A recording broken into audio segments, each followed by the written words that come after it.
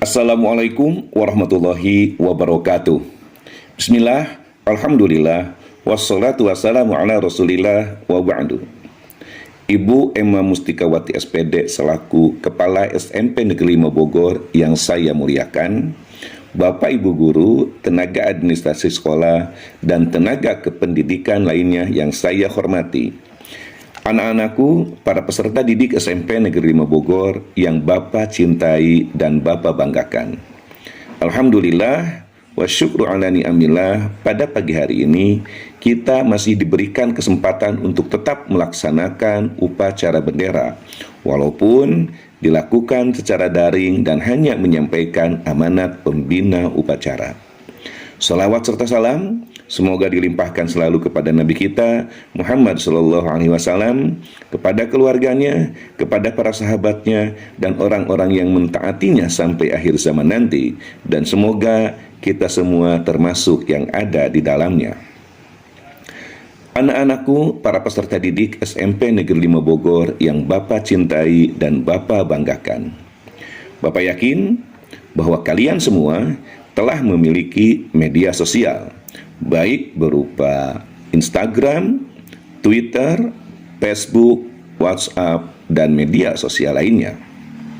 Bapak berpesan, berhati-hatilah saat menggunakan media sosial, karena media sosial ibarat pisau yang bermata dua. Selain berfungsi sebagai sumber informasi dan komunikasi secara tepat, namun juga membawa dampak negatif. Dari media sosial, kita bisa memperoleh informasi dan juga menyebarkan informasi positif. Tapi tidak menutup kemungkinan kita juga dapat menerima kiriman informasi negatif walaupun kita berupaya untuk selalu membuat konten positif. Dari media sosial, kita juga dapat berteman dengan banyak orang. Bahkan kita bisa menemukan kembali teman yang telah lama tidak bertemu. Tapi dari media sosial juga bisa jadi menyebabkan rusaknya pertemanan yang telah lama terjalin.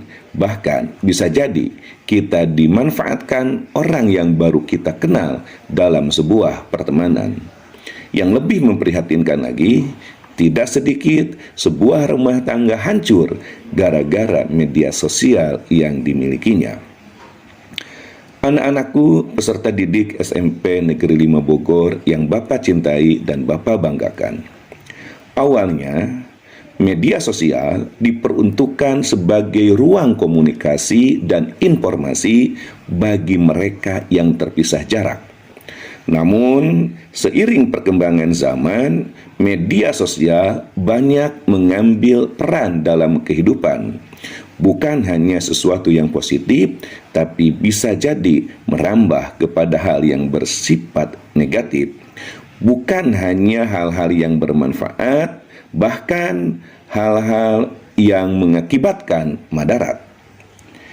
Agar kita tetap nyaman dalam menggunakan media sosial, maka perlu memperhatikan etika dalam menggunakan media sosial. Setidaknya ada dua kelompok besar etika yang harus dibangun saat menggunakan media sosial. Yang pertama, etika saat membuat konten di media sosial. Yang kedua, etika saat menyebarkan informasi di media sosial. Anak-anakku, peserta didik SMP Negeri 5 Bogor yang Bapak cintai dan Bapak banggakan. Setidaknya ada 4 hal yang harus diperhatikan saat membuat konten di media sosial. Yang pertama, buatlah konten dalam rangka menyampaikan pesan-pesan langit. Ajaklah atau tunjukkanlah orang-orang kepada kebaikan, dan janganlah membuat konten yang mengajak orang berbuat keburukan. Yang kedua, buatlah konten yang dapat menghibur orang tanpa harus menyudutkan, tanpa harus menghina, tanpa harus membuli dan tanpa harus melakukan perbuatan tidak terpuji lainnya yang diharapkan dapat mengundang tawa tapi di atas derita.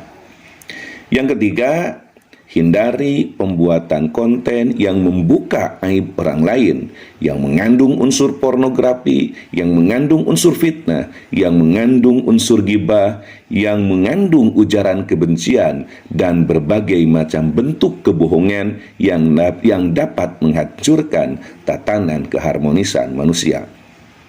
Yang keempat, hindari pembuatan konten yang mengandung unsur tafakhur atau membanggakan diri dengan cara memamerkan segala kelebihan yang kita miliki, seperti memamerkan kecantikan atau kegantengan wajah walaupun penuh kepalsuan karena efek kamera, pamer harta walaupun hanya dimiliki saat berfoto saja karena sejatinya harta itu milik orang lain, kita hanya numpang berfoto saja. Bahkan walaupun yang dipamerkan itu benar-benar harta milik kita, kita tetap saja dilarang. Pernahkah di antara kalian yang mendapat informasi dari media sosial ada seorang yang kaya raya dibunuh orang yang mengenalnya karena suka pamer di media sosial? Anak-anakku yang Bapak cintai dan Bapak banggakan, sementara itu, etika yang harus dibangun saat menyebarkan informasi diantaranya adalah: yang pertama, pastikan informasi yang kita sampaikan adalah informasi yang benar dan bukan hoax. Jangan sekali-kali menyampaikan informasi bohong karena informasi bohong dapat merugikan orang lain. Yang kedua, pastikan informasi yang kita sampaikan ada manfaatnya, baik bermanfaat untuk diri kita maupun untuk orang lain. Yang ketiga, tidak boleh menyebarkan konten yang bersifat pribadi ke khalayak umum, padahal konten tersebut diketahui tidak patut untuk disebarkan ke ranah publik, seperti ciuman suami istri dan pose foto tanpa menutup aurat. Yang keempat, jika kita mengutip atau mencuplik dari konten milik orang lain, cantumkanlah sumber aslinya. Jangan diklaim sebagai konten asli milik pribadi. Mungkin itu saja yang bisa Bapak sampaikan sebagai amanat pembina upacara pagi hari ini. Mudah-mudahan bermanfaat. Jangan lupa untuk tetap menjaga protokol kesehatan. Billahi taufiq wal hidayah. Wassalamualaikum warahmatullahi wabarakatuh.